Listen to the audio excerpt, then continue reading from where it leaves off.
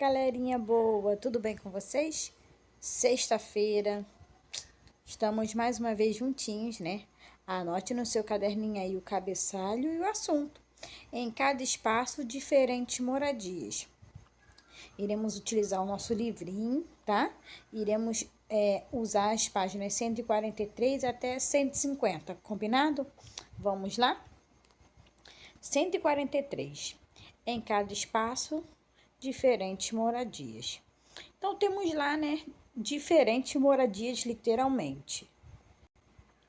Então, já podemos observar aí casas construídas sob palafitas ao longo do rio Amazonas, moradia dos nativos Zulus na África do Sul, casa do alpei suíno, bangalô em Bora Bora, casa japonesa tradicional e casa de tijolos de barros no oásis lá do Egito. Então, para cada lugar, existe casas diferentes, né? A nossa casa é feita de tijolo, cimento, terra, né? Também temos o ferro para poder fazer as colunas. Então, para cada lugarzinho tem uma casa diferente, né? Vamos supor, o iglu, né? O iglu é feito de gelo, por quê? Lá é muito frio, então eles fazem já a construção de um jeito diferente. Aí tá assim, ó. Nossa, não imaginava que as moradias fossem construídas de formas tão diferentes em cada lugar do mundo. Por que isso acontece? Então, a tia Débora já explicou, né? Que cada lugar tem a sua arquitetura, tem o seu estilo, que é muito calor, muito frio, venta. Então, cada lugarzinho tem o seu clima, a sua arquitetura do lugar. Cada local do planeta apresenta paisagens com características geográficas próprias e seus habitantes precisam adequar-se a essas condições.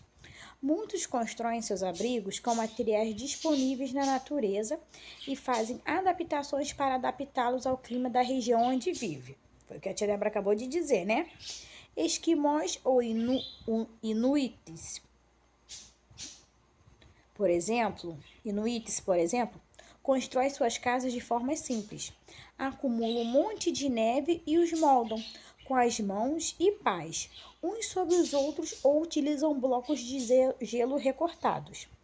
Tobias se interessou por um abrigo que os inuites fazem quando não vão caçar. Os iglus, observe.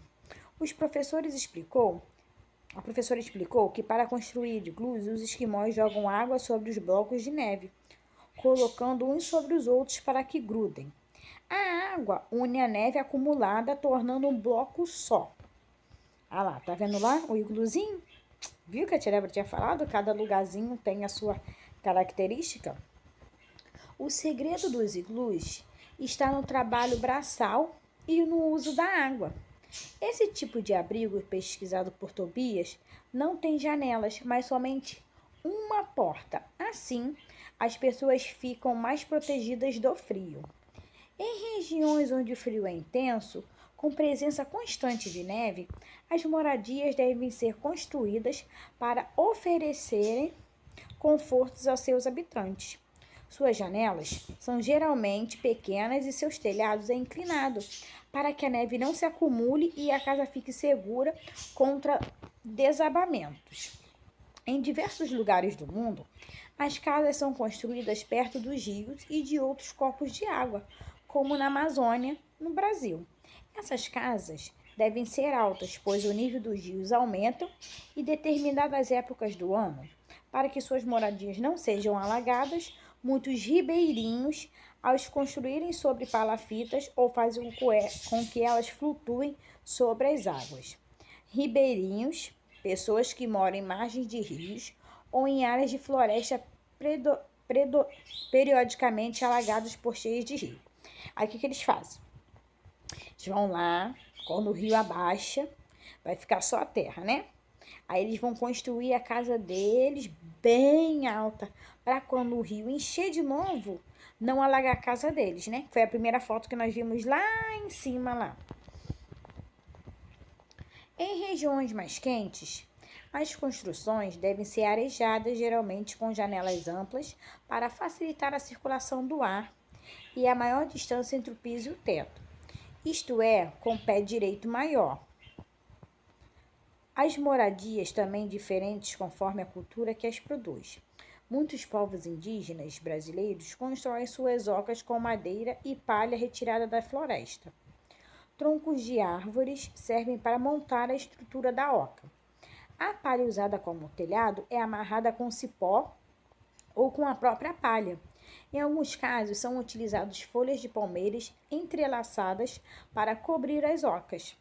Todas as moradias devem ser construídas em lugares que ofereçam segurança e conforto em seus moradores. No Japão, é comum as pessoas se preocuparem mais com a segurança das construções do que as pessoas de outros lugares. Lá, muitas das casas construídas são resistentes a terremotos. Aqui no Brasil, apesar de não haver terremotos significativos, há locais inadequados para construções de moradias. No Brasil, a grande maioria das pessoas não dispõe de recursos financeiros, que é dinheiro, né, para construir ou comprar ou alugar uma casa em lugar seguro. Como os governantes não atendem satisfatoriamente a todos, muitos acabam morando em área de risco, como em costas de morros, de margens de rios, de córregos, por serem locais mais baratos. Nesses locais, contudo, é comum ocorrerem deslizamentos de terra. Por quê? Olha o que acontece. Quando a gente constrói uma casa no lugar indevido, né? Pode vir a chuva, o vento, a pedra aí, ó, pode se deslocar e a casa, ó, cair, né? Então, tem muitas casas que são construídas em lugares inadequados e coloca a sua vida, a de quem mora lá e as outras pessoas também que estão construindo no lugar errado, né?